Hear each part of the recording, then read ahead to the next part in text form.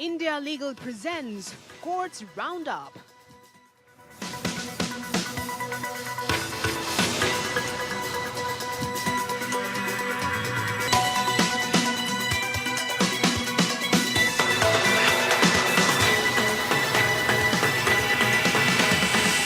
Doctor ortho Ayurvedic oil and capsule, अब दर्द भी घुटने टेकेगा।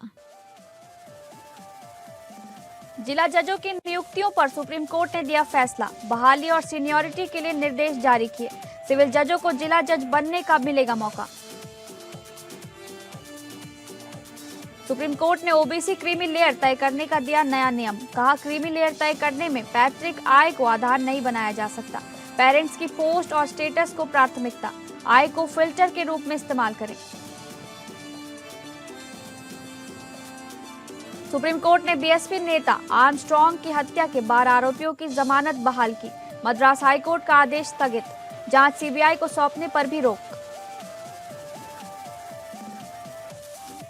नमाज के लिए निजी संपत्ति के इस्तेमाल पर रोक नहीं। इलाहाबाद हाईकोर्ट ने परिवार और संपत्ति की सुरक्षा के दिए आदेश। 2 सुरक्षा गार्डों की तैनाती का भी निर्देश।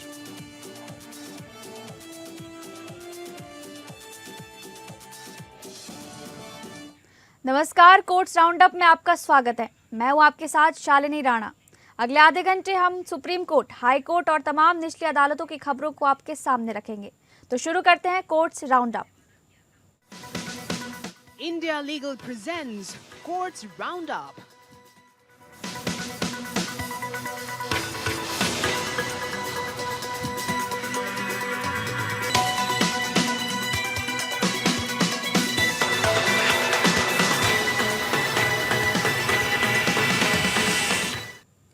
सुप्रीम कोर्ट ने जिला जजों की नियुक्ति और सीनियरिटी के संबंध में कई निर्देश जारी किए हैं।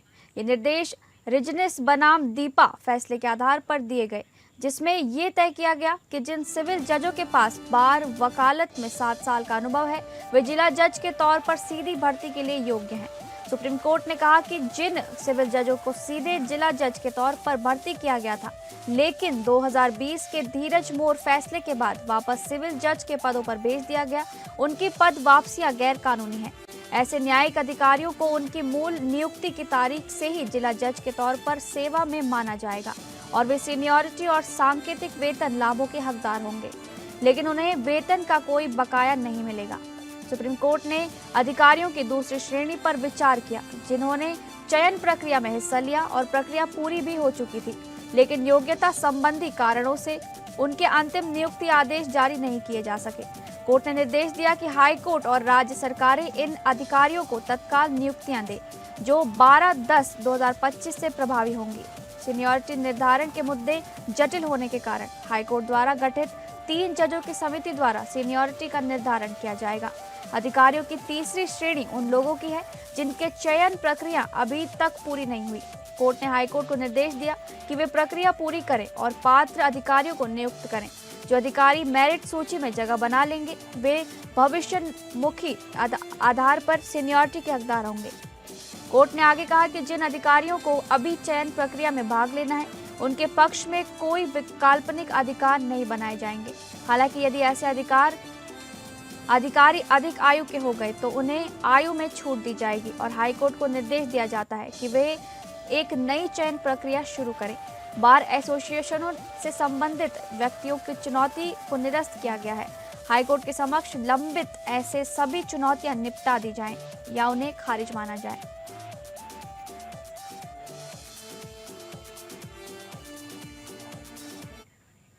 सुप्रीम कोर्ट ने एक महत्वपूर्ण फैसले में कहा है कि ओबीसी के लिए क्रीम लेयर की स्थिति निर्धारित करने के लिए केवल पैतृक आय को आधार नहीं बनाया जा सकता, बल्कि इसके लिए पेरेंट्स की पोस्ट और स्टेटस को भी ध्यान में रखना होगा।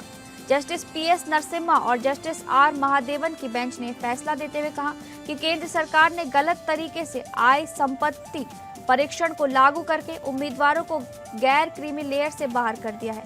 कोर्ट ने कहा, मरे निर्धारण के आधार पर एक उम्मीदवार की स्थिति को क्रीमी लेयर या गैर क्रीमी लेयर में वर्गीकृत नहीं किया जा सकता। फैसले में कहा गया है कि 1993 में के ऑफिस मेमोरेंडम के अनुसार पेरेंट्स की पोस्ट और स्टेटस को प्राथमिक रूप से ध्यान में रखना होगा, जबकि आय को केवल एक द्वितीयक फिल्टर के रूप में इस्तेमाल किया जा सकता है। इस मामले में कई उम्मीदवारों ने सिविल सेवा परीक्षा में उत्तीर्ण होने के बावजूद ओबीसी आरक्षण से वंचित किए जाने के खिलाफ याचिका दायर की थी। सरकार ने 2004 के एक स्पष्टीकरण पत्र का हवाला देते हुए कहा था कि जहां पेरेंट्स की पोस्ट और सरकारी पोस्ट के बीच समकक्षा निर्धारित नहीं की गई है, वहां आय संपत्ति परीक्षण को लागू किया जा सकता है। हालांकि सुप्रीम कोर्ट ने कहा कि 1993 के ऑफिस मेमोरेंडम के अनुसार पेरेंट्स की पोस्ट और स्टेटस को प्राथमिक रूप से ध्यान में रखना होगा और आय को केवल एक द्वितीयक फिल्टर के रूप में इस्तेमाल किया जा सकता है।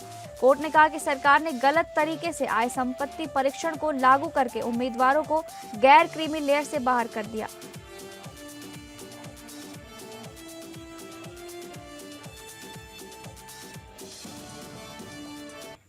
सुप्रीम कोर्ट ने कहा है कि रेलवे यात्रा बीमा सिर्फ ऑनलाइन टिकट तक सीमित नहीं हो सकता, ये काउंटर टिकट वाले यात्रियों के लिए भी उपलब्ध होना चाहिए।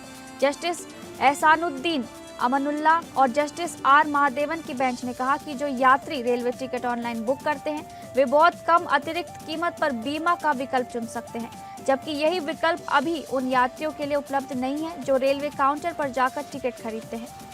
एमिक्स curiae senior advocate Shikhil Suri ने बेंच के सामने ये मुद्दा उठाया और बताया कि इस असमानता के बारे में रेलवे की तरफ से कोई जवाब नहीं आया। इसके जवाब में केंद्र सरकार की तरफ से पेश हुए additional solicitor general Vikramjit Banerjee ने कहा कि रेलवे अभी भी उन यात्रियों की पहचान करने के तरीकों पर काम कर रहा है जो काउंटर से टिकट खरीदते हैं, ताकि उन्हें बीमा सर्टिफिकेट जारी किए जा सके और दावों पर कार्रवाई की जा सके। रेलवे के मुताबिक ऐसे मामलों में पहचान के रिकॉर्ड न होने से इसका गलत इस्तेमाल हो सकता है और बीमा कंपनियों के खिलाफ झूठे दावे किए जा सकते हैं। हालांकि कोर्ट ने कहा कि ऐसी चिंताओं के आधार पर यात्रियों के एक वर्ग को इस फायदे से वंचित करना सही नहीं ठहराया जा सकता। बेंच ने कहा, यात्रियों द्वारा टिकट खरीदने के तरीके यानी ऑनलाइन या काउंटर से खरीदने के आधार पर कोई भेदभाव नहीं किया जा सकता। ऐसा नहीं हो सकता कि बीमा की सुविधा एक वर्ग को दी जाए और दूसरे वर्ग को न दी जाए। कोर्ट ने आगे कहा कि हालांकि गलत इस्तेमाल की संभावना को दूर करने की जरूरत हो सकती है, लेकिन रेलवे को काउंटर से टिकट खरीदने वाले यात्रियों को इस सुविधा से वंचित करने के बजाय कोई व्यावहारिक समाधान निकालना चाहिए। बेंच ने आगे कहा कि एक बार जब रेलवे यात्रियों को टिकट बेच देता है तो ये उसकी जिम्मेदारी बनती है कि वो उनकी पहचान करने के लिए जरूरी व्यवस्था करे, खासकर आज के जमाने में जब हमारे पास उन्नत तकनीकी समाधान उपलब्ध है। कोर्ट के मुताबिक टिकट काउंटरों पर ऐसी तकनीक का इस्तेमाल करके यात्रियों की पहचान रिकॉर्ड की जा सकती है, ताकि उन्हें भी बीमा की सुविधा दी जाए। कोर्ट ने कहा, इस पर हम सिर्फ ये कहना चाहते हैं कि यात्रियों द्वारा टिकट खरीदने के तरीके यानी ऑनलाइन या काउंटर से खरीदने के आधार पर कोई भेदभाव नहीं किया जा सकता। ऐसा नहीं हो सकता कि बीमा की सुविधा एक वर्ग को दी जाए और दूसरे को ना।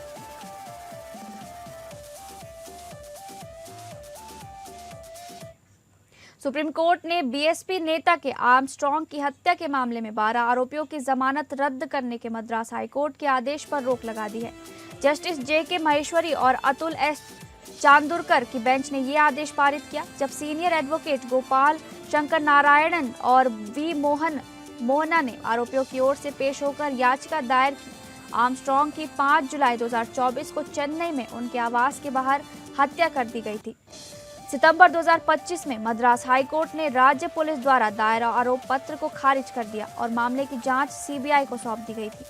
हाईकोर्ट ने जांच में कई खामियां पाई और आरोप पत्र में विसंगतियों का उल्लेख किया। हालांकि नवंबर 2025 में सुप्रीम कोर्ट ने जांच को सीबीआई को सौंपने के हाईकोर्ट के आदेश पर रोक लगा दी। इस साल फरवरी में मद्रास हाईकोर्ट ने आर्मस्ट्रॉन्ग की पत्नी पोरकोडी की याचिका पर 12 आरोपियों की जमानत रद्द कर दी, जिसमें कहा गया था कि आरोपियों को जमानत देने से गवाहों को धमकाने और सबूतों को नष्ट करने का खतरा हो सकता है। सुप्रीम कोर्ट ने अब हाई कोर्ट के जमानत रद्द करने के आदेश पर रोक लगा दी है, लेकिन ये रोक उन्हीं शर्तों के साथ होगी जो ट्रायल कोर्ट ने जमानत देते समय लगाई थी।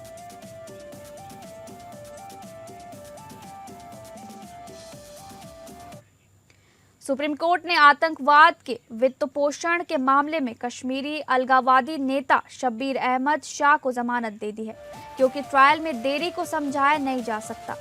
जस्टिस विक्रम नाथ और संदीप मेहता की बेंच ने यह आदेश पारित किया जब सीनियर एडवोकेट कॉलिन गोंजाल्वेस ने शाह की ओर से और सीनियर एडवोकेट सिद्धार्थ लूथरा ने एनआईए की ओर से पेश होकर याचिका दायर की।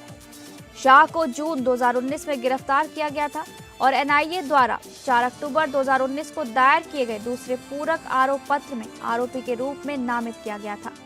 उन पर जम्मू और कश्मीर में अलगाववादी आंदोलन को बढ़ावा देने, आतंकवादियों के परिवारों को श्रद्धांजलि देने, हवाला लंदनों के माध्यम से पैसे प्राप्त करने और एलओसी व्यापार के माध्यम से धन जुटाने का आरोप है, जिसका उपयोग अवैध और आतंकवादी गतिविधियों को बढ़ावा देने के लिए किया गया था। शाह ने जुलाई 7, 2023 को विशेष एनआईए अदालत द्वारा उनकी जमानत याचिका को खारिज करने के आदेश को चुनौती देते हुए हाई कोर्ट का दरवाजा खटखटाया था, लेकिन उनकी याचिका खारिज कर दी गई थी। उनकी याचिका में कहा गया था कि एनआईए द्वारा दायर मुख्य और पहले पूरक आरोप पत्र में उनका नाम नहीं था, जिसमें दिखाया गया था कि अपराध कथित तौर पर साजिश के परिणाम स्वरूप हुए थे। याचिका में कहा गया, इसलिए आरोपी के खिलाफ कोई सामग्री नहीं होने के कारण लंबे समय तक कारावास, 400 गवाहों की गवाही के साथ ट्रायल की असंभवता आरोपी जमानत चाहता है। दूसरी ओर एनआईए ने तर्क दिया कि विभिन्न आरोपी व्यक्तियों शाह सहित ने कश्मीर घाटी में व्यवधान पैदा करने और भारत सरकार के खिलाफ युद्ध छेड़ने के लिए धन जुटाने और इकट्ठा करने की साजिश रची थी। सुप्रीम कोर्ट ने हत्या के एक मामले में दोषी ठहराए गए एक व्यक्ति को बरी किया।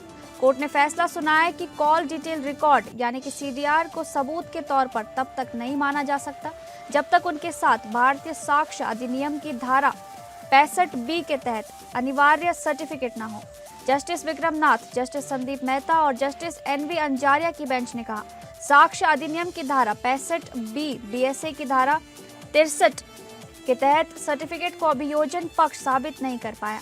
साक्ष्य अधिनियम की धारा 65B के तहत अनिवार्य रूप से जरूरी सर्टिफिकेट के अभाव में कॉल डिटेल रिकॉर्ड सबूत के तौर पर अमान्य हो जाते हैं और अभियोजन पक्ष के मामले का समर्थन करने के लिए उन पर भरोसा नहीं किया जा सकता। ये मामला 2010 में एक महिला की हत्या से जुड़ा है।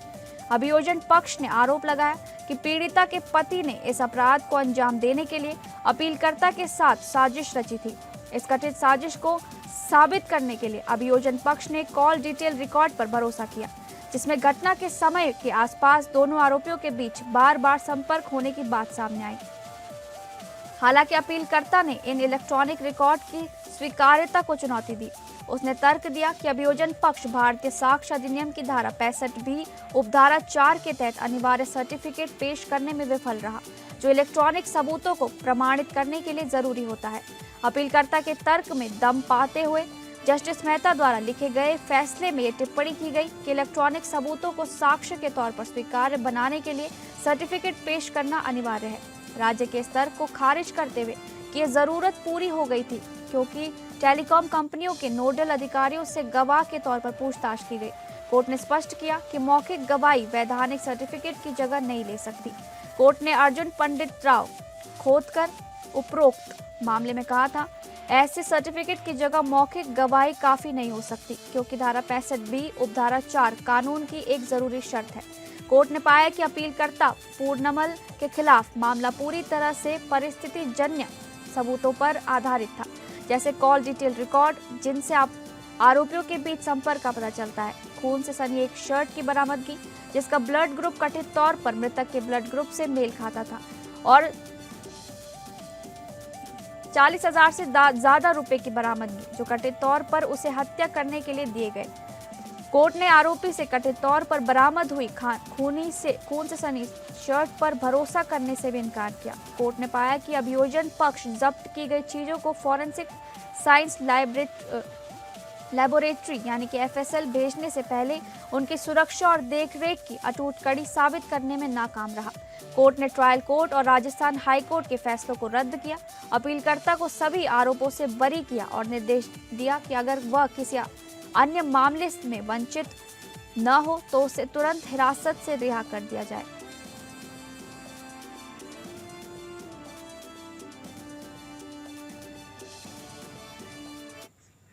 इलाहाबाद हाई कोर्ट ने हसीन खान की सुरक्षा के लिए 2 सुरक्षा गार्डों की तैनाती का आदेश दिया, जिन्होंने दावा किया था कि उन्हें और अन्य लोगों को मोहम्मदगंज गांव में उनकी निजी संपत्ति पर नमाज पढ़ने से रोका गया था। जस्टिस अतुल श्रीधरन और जस्टिस सिद्धार्थ नंदन की डिवीजन बेंच ने खान के बयान को दर्ज किया कि पुलिस ने उन्हें बिना बताए एक पेपर पर उनका अंगूठा लगाने के लिए मजबूर किया था। खान ने यह भी आरोप लगाया था कि कुछ लोगों ने उन्हें धमकी दी थी कि अगर उन्होंने अदालत में उनके निर्देशों के अनुसार बयान नहीं दिया तो उनकी संपत्ति को ध्वस्त कर दिया जाएगा। इसके बाद अदालत ने खान की सुरक्षा के लिए स्पष्ट निर्देश जारी किए। जनवरी में हाईकोर्ट ने एक अन्य मामले में फैसला दिया था कि उत्तर प्रदेश में निजी संपत्ति पर धार्मिक प्रार्थना सभा आयोजित करने के लिए राज्य की अनुमति की आवश्यकता नहीं है। इसके बावजूद बरेली में अधिकारियों ने हाल ही में एक निजी घर की छत पर नमाज पढ़ने के लिए मुसलमानों के एक समूह के खिलाफ कार्रवाई की। स्थानीय निवासी तारिक खान ने तब अदालत का रुख किया, जिसमें 27 जनवरी के फैसले का पालन न करने का आरोप लगाया गया था। अदालत ने पहले बरेली के जिलाधिकारी, डीएम और वरिष्ठ अधीक्षक पुलिस एसएसपी को अदालत की अवमानना अधिनियम के तहत नोटिस जारी किया था। 11 मार्च को अदालत ने डीएम अविनाश सिंह और एसएसपी अनुराग आर्य को अगली सुनवाई के दिन अदालत में उपस्थित रहने का निर्देश दिया था। अगली सुनवाई 23 मार्च को होगी। जनवरी में अदालत ने एक महत्वपूर्ण फैसला दिया था कि निजी संपत्ति पर धार्मिक प्रार्थना सभा आयोजित करने के लिए राज्य की अनुमति की आवश्यकता नहीं है, जिसमें उत्तर प्रदेश सरकार की ओर से कहा गया था कि कानून में ऐसी कोई आवश्यकता नहीं है। अदालत ने कहा था कि संविधान के अनुच्छेद 25 के तहत मौलिक अधिकार के हिस्से के रूप में धार्मिक प्रार्थना सभा आयोजित करने के लिए अनुमति की आवश्यकता नहीं है। हालांकि अदालत ने स्पष्ट किया था कि यह केवल निजी संपत्ति पर लागू होगा। ये फैसला 27 जनवरी को मारानाथ फुल गॉस्पेल मंत्रालय और इमैनुअल ग्रेस चैरिटेबल ट्रस्ट द्वारा दायर 2 समान याचिकाओं पर सुनवाई के दौरान दिया गया था।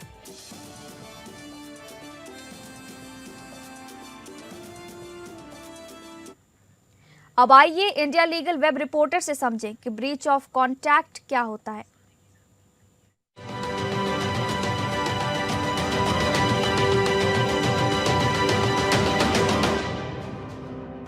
आइए जानते हैं ब्रीच ऑफ कॉन्ट्रैक्ट के बारे में। कॉन्ट्रैक्ट का ब्रीच तब होता है जब कोई पार्टी अपना प्रॉमिस पूरा नहीं करती, और इंडियन कॉन्ट्रैक्ट एक्ट 1872 के चैप्टर 6 में इसके कुछ प्रोविजंस हैं।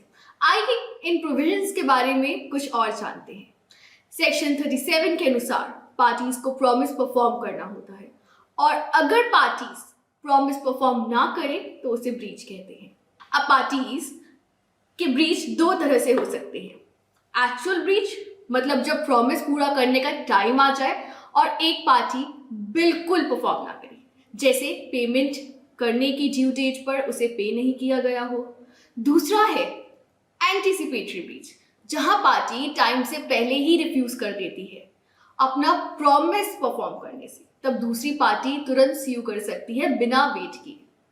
आइए जानते हैं इस ब्रीच की पेनल्टी क्या हो। अगर कॉन्ट्रैक्ट में पेनल्टी क्लॉज या लिक्विडेटेड डैमेजेस मेंशन है तो एक्चुअल लॉस प्रूव करने की जरूरत ही नहीं है। कोर्ट सिर्फ रीजनेबल कंपनसेशन डिसाइड करेगा, जो लॉस से ज्यादा बिल्कुल भी नहीं हो सकता, और पेनल्टी एक जेन्युइन प्री एस्टिमेट होना चाहिए, वरना वो वॉइड होगा। यही फेयर बनाता है सिस्टम को। और अब आखिर में समझते हैं रेमेडीज के बारे में। सेक्शन 73 से डैमेजेस मिलते हैं नेचुरल लॉस या नॉन स्पेशल लॉस के लिए।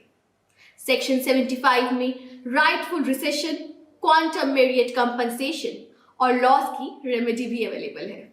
और स्पेसिफिक रिलीफ एक्ट में स्पेसिफिक परफॉर्मेंस और इंजंक्शन दोनों। हाल ही में सुप्रीम कोर्ट ने केएस मंजुनाथ वर्सेस मूरा सवीरप्पा केस में ऑब्जर्व किया कि कोई भी contracting party non determinable agreement को एक तरफा समाप्त नहीं कर सकती जब तक कि कॉन्ट्रैक्ट में इसकी अनुमति ही ना दी गई हो। इसी तरह की समाप्ति अग्रीव पार्टी को स्पेसिफिक परफॉर्मेंस के लिए मजबूर नहीं कर सकती। Do follow us for more legal updates.